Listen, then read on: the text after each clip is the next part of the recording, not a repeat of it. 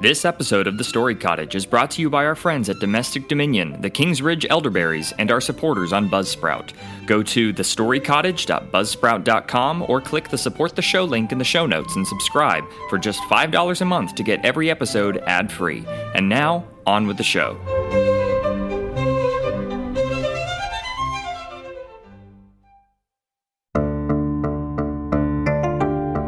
Fairy tales, folklore, myths, and legends. Why do children need them? Why do nations and peoples create them? Who knows? Maybe some of them are real. Maybe some are merely imaginative. Is there a hidden wisdom worth finding in these tall tales? Proverbs 1:5-6 says, "Let the wise hear and increase in learning, and the one who understands obtain guidance, to understand a proverb and a saying, the words of the wise and their riddles." We're your hosts, Jerry and Amy Davidson. Welcome to the Story Cottage. Please step inside.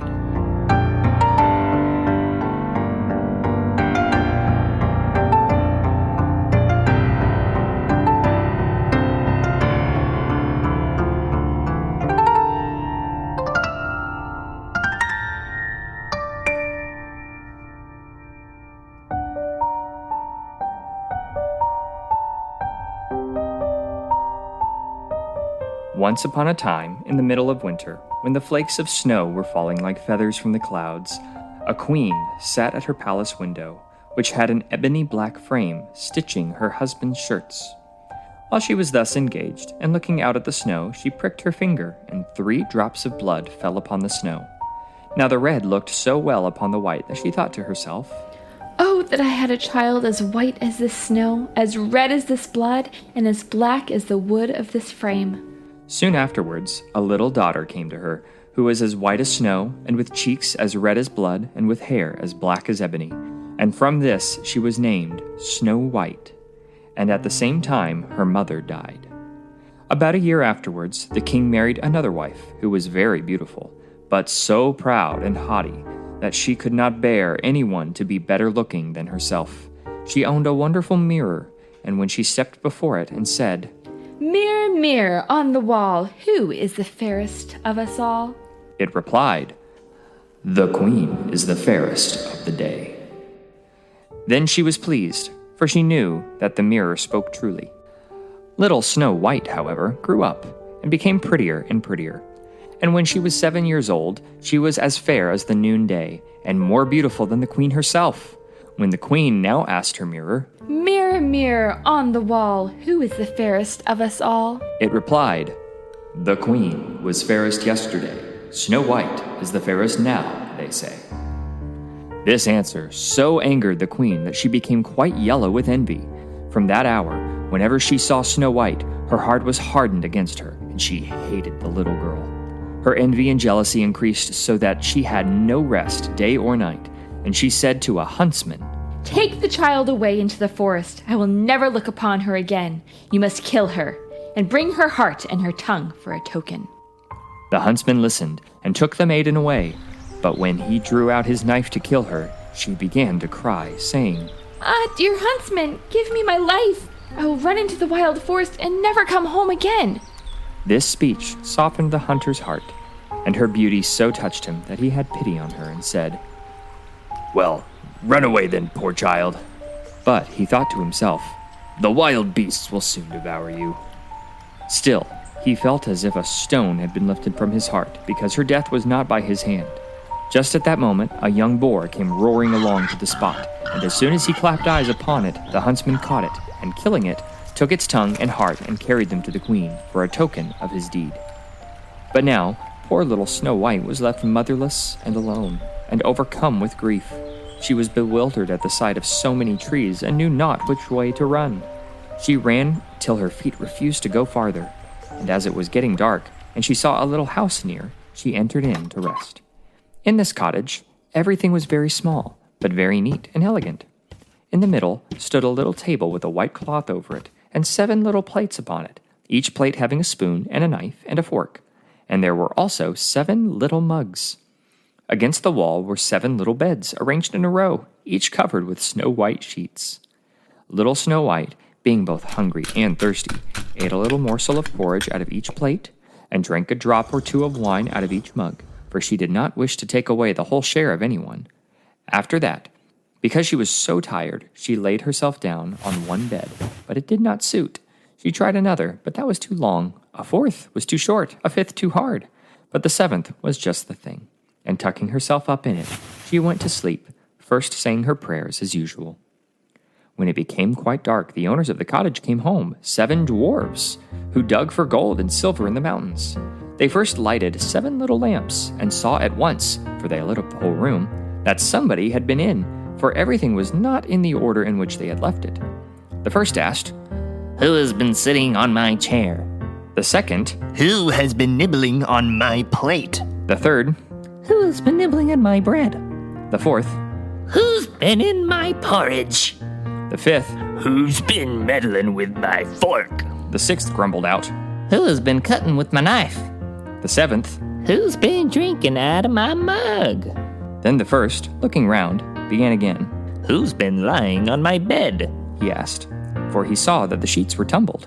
At these words the others came, and looking at their beds, cried out too. "Someone has been sleeping in our beds." But the seventh little man, running up to his, saw Snow White sleeping in it. So he called his companions, who shouted with wonder and held up their 7 lamps, so that the light fell upon the little girl. "Oh, heavens," said they, "what a beauty she is!" and they were so much delighted that they would not awaken her, but left her to sleep. And the 7th dwarf, in whose bed she was, slept with each of his fellows 1 hour, and so passed the night. As soon as morning dawned, Snow White awoke, and was quite frightened when she saw the 7 little men. But they were very friendly, and asked her what she was called. My name is Snow White, Was her reply. "Why have you come into our cottage?" They asked. Then she told them how her stepmother would have had her killed, but the huntsman had spared her life, and how she had wandered about the whole day until at last she had found their house. When her tale was finished, the dwarves said, "Will you look after our household, be our cook, make the beds, wash, sew, and knit for us, and keep everything in neat order? If so, we will keep you here, and you will want for nothing." And Snow White answered. Yes, with all my heart and will. And so she remained with them, and kept their house in order. In the morning, the dwarves went into the mountains, and searched for silver and gold. And in the evening they came home, and found their meals ready for them. During the day the maiden was left alone, and therefore the good dwarves warned her, and said, "Be careful of your stepmother, who will soon know of your being here, so let nobody enter the cottage." The queen, meanwhile, supposing that she had eaten the heart and tongue of her stepdaughter, believed that she was now, above all, the most beautiful woman in the world. One day she stepped before her mirror and said, Mirror, mirror on the wall, who is the fairest of us all? And it replied, "The queen was fairest yesterday. Snow White is fairest now, they say. The dwarves protect her from thy sway, amid the forest, far away." This reply surprised her, but she knew that the mirror spoke the truth. She knew, therefore, that the huntsman had deceived her, and that Snow White was still alive. So she dyed her face and clothed herself as a peddler woman, so that no one could recognize her, and in this disguise she went over the 7 hills to the house of the 7 dwarves. She knocked at the door of the hut and called out, Fine goods for sale, beautiful goods for sale. Snow White peeped out of the window and said, Good day, my good woman. What have you to sell? Fine goods, beautiful goods, she replied, stays of all colors. and she held up a pair which were made of many colored silks. I may let in this honest woman, Thought Snow White, and she unbolted the door and bargained for 1 pair of stays. You can't think, my dear, how they become you. Exclaimed the old woman. Come, let me lace them up for you. Snow White suspected nothing, and let her do as she wished. But the old woman laced her up so quickly and so tightly that all her breath went, and she fell down like one dead. Now Thought the old woman to herself, hastening away. am I once more the most beautiful of all. At eventide, not long after she had left, the 7 dwarfs came home, and were much frightened at seeing their dear little maid lying on the ground, and neither moving nor breathing, as if she were dead. They raised her up, and when they saw that she was laced too tight, they cut the stays to pieces, and presently she began to breathe again, and little by little she revived. When the dwarves now heard what had taken place, they said, "The old peddler woman was no other than your wicked stepmother, Take more care of yourself, and let no one enter when we are not with you." Meanwhile, the queen had reached home, and, going before her mirror, she repeated her usual words. Mirror, mirror on the wall, who is the fairest of us all? And it replied as before. "The queen was fairest yesterday. Snow White is fairest now, they say. The dwarfs protect her from thy sway, amid the forest far away." As soon as it had finished, all her blood rushed to her heart, for she was so angry to hear that Snow White was yet living. But now Thought she to herself. will I make something which shall destroy her completely. Thus saying, she made a poisoned comb by arts which she understood, and then, disguising herself, she took the form of an old widow. She went over the 7 hills to the house of the 7 dwarves, and knocking at the door, called out. Good wares to sell today. Snow White peeped out and said, You must go further, for I dare not let you in. But still you may look. said the old woman, drawing out her poisoned comb and holding it up. The sight of this pleased the maiden so much that she allowed herself to be persuaded and opened the door. As soon as she had bought something, the old woman said, Now let me for once comb your hair properly. and Snow White consented. But scarcely was the comb drawn through the hair when the poison began to work, and the maiden fell down senseless. You pattern of beauty. Cried the wicked queen, It is now all over with you. and so saying, she departed. Honey, I need help! Why? What's wrong? There are dragons in our laundry and dishwasher. Hang on, dear. I'm getting my sword. No, wait. These dragons cannot be killed by a sword. They've never tasted my blade. I know, but all we need to kill these dragons is detergent from Domestic Dominion. Okay, then we must make haste. How do we get some? By going to domestic-dominion.com and entering code STORY. Ladies, our husbands are great for so many things, including slaying the run-of-the-mill dragons. But sometimes there are monsters that sneak through even the best defenses, like the toxins and chemicals in your laundry and dish detergents. And often, those supposedly clean detergents at the store are just pretty little poisoned apples. That's where Domestic Dominion can help. They're a small, family-owned and operated Christian business whose mission is to create clean, natural, quality products that aid the homemaker and create a culture of joy, health, and stewardship to the glory of God. They value the Lord and therefore value their products. All their products are effective and made with only 4 ingredients. Each product is non-toxic, pH balanced, and contains no surfactants, fragrances, or chemicals.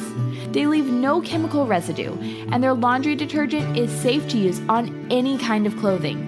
We use their products in our home, and let me tell you, every load comes out smelling the way Cinderella's dress looks. With Domestic Dominion, you'll have a ball doing laundry. Go to their website, domestic-dominion.com, or click the link in the show notes. And use code STORY for 20% off your first order. And be sure to check out their aprons, linen covers, and anti-feminist stickers while you're there. That's domestic-dominion.com and use code STORY for 20% off your first order. Tired of evil fairies using cold and flu season to turn you and your children into ogres every year? Yeah, me too. This cold and flu season, fortify your defenses naturally with the King's Ridge elderberry syrup and elderberry products.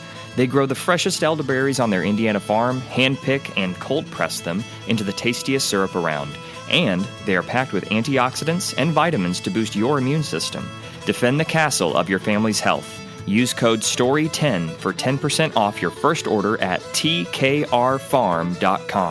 The King's Ridge elderberry syrup. Taste the difference. Help push back the curse. That's tkrfarm.com and use code STORY10 for 10% off your first order.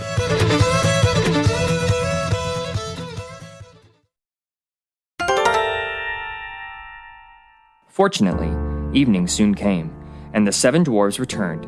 And as soon as they saw Snow White lying like dead upon the ground, they suspected the queen, and discovering the poisoned comb, they immediately drew it out. Then the maiden very soon revived, and told them all that had happened. So again, they warned her against the wicked stepmother, and bade her open the door to nobody. Meanwhile, the queen, on her arrival home, had again consulted her mirror and received the same answer as twice before.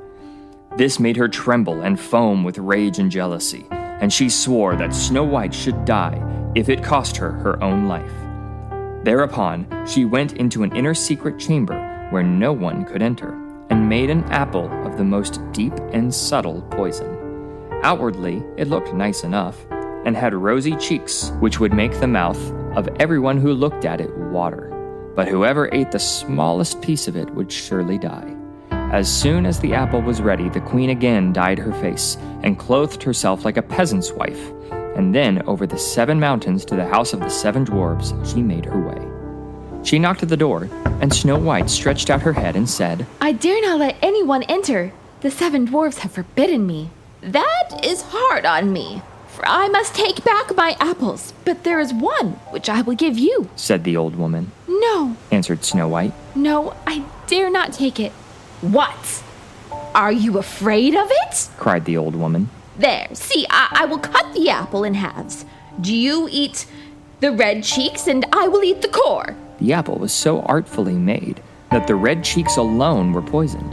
Snow White very much wished for the beautiful apple, and when she saw the woman eating the core, she could no longer resist, but, stretching out her hand, took the poisoned part. Scarcely had she placed a piece in her mouth when she fell down dead upon the ground. Then the queen, looking at her with glittering eyes and laughing bitterly, exclaimed, White as snow, red as blood, black as ebony. This time the dwarves cannot reawaken you. When she reached home and consulted her mirror, Mirror, mirror on the wall, who is the fairest of us all? it answered, The queen is fairest of the day. Then her envious heart was at rest, as peacefully as an envious heart can rest. When the little dwarves returned home in the evening, they found Snow White lying on the ground, and there appeared to be no life in her body. She seemed to be quite dead. They raised her up, and tried if they could find anything poisonous.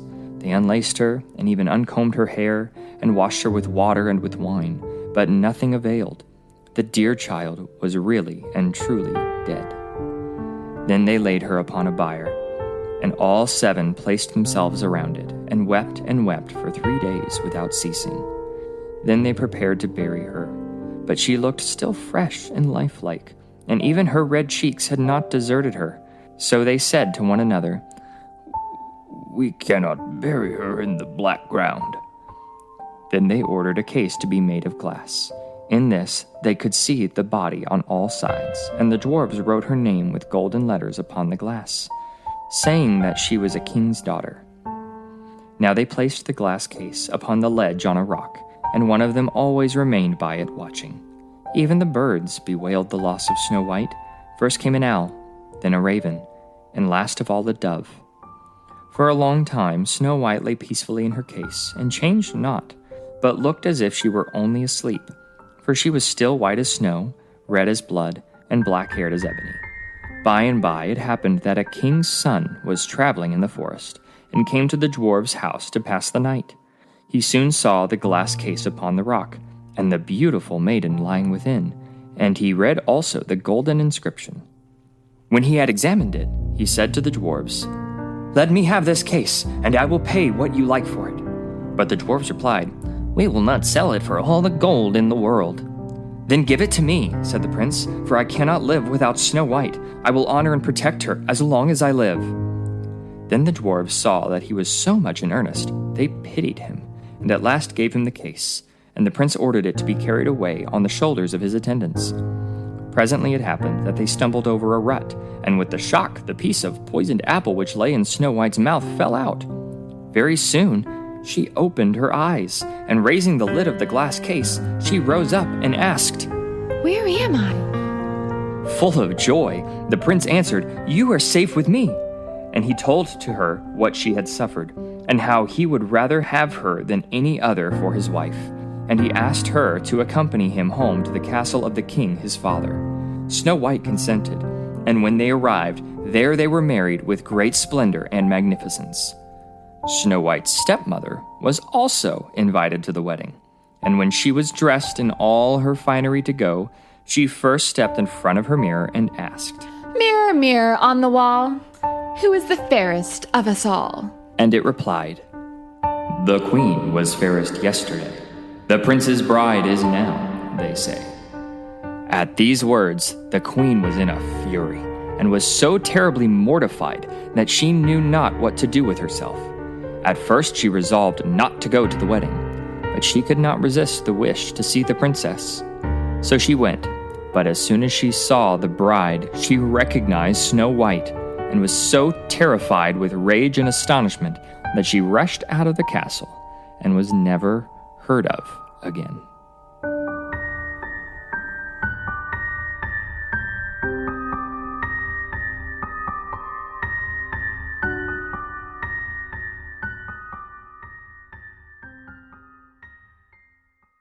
All right, welcome to the very first episode of the Story Cottage. We hope you guys really enjoyed that story, and as we talked about in our trailer episode, we will be closing off every story with just 2 short questions to kind of see what we can grab from the story. So first off, what sort of values do we see in the characters in this story? First off, to review, what we mean by values is this.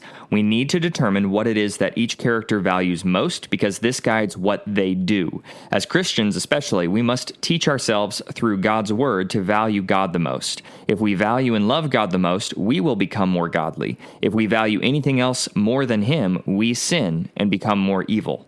All right, so speaking of evil... Well, first off, in this story, we see that the evil queen values her own beauty most. She's even willing to murder her own stepdaughter out of jealousy and engages in witchcraft. The king values the evil queen's beauty too much as well because he does not stop her. Snow White shows that she values keeping a good home by how joyfully and wonderfully she takes care of the dwarf's cottage. And the dwarves love and value Snow White and desire to protect her and give her wisdom to avoid being harmed. Finally, the prince, after coming to know who Snow White is, values her and falls in love with her, so he tries to save her if he can. All right. So what can we learn to apply these things in our daily lives? Well, first off, gotta say it, don't do witchcraft. Just don't. It's bad, it's evil, and it will destroy your soul, your conscience, your mind, and hurt those around you. Exodus 22:18, God commands, "You shall not allow a sorceress to live." God doesn't give capital punishment for things that don't work or waste time. So God clearly tells us that witchcraft is real, and that it is a mortal evil, and that it wreaks havoc on mankind. Also, don't think about your looks too much. Don't be a schlub, but don't obsess over your looks. There are temptations toward both, but the wise and virtuous path lies in making yourself presentable, but not comparing yourself to others or an imaginary standard. It makes me think of Proverbs 31:30. Charm is deceitful and beauty is vain, but a woman who fears the Lord, she shall be praised. Yeah, that's a great verse. And last couple of things. First, be a good father. Be aware of what is going on in your home. Protect your children. And again, don't marry evil witches, no matter how beautiful they are. And lastly, be like the prince. He is much kind of like the man in Christ's parable who sold all that he had and bought a field because of the treasure he had found there. He saw Snow White's physical beauty, but she was so beautiful also because of her character. This formed love in his heart. Yeah. So thanks so much all for listening to this first episode of the Story Cottage. We hope you enjoyed it and that this little project of ours begins to re-enchant the world a bit for you and your family. Join us next Saturday for our episode number 2. We'll see you next time. Toodaloo. Thank you for joining us here at the Story Cottage. If you liked what you heard, smash that follow button and leave us a 5-star review. It tremendously helps with the algorithms so folks like you can find us.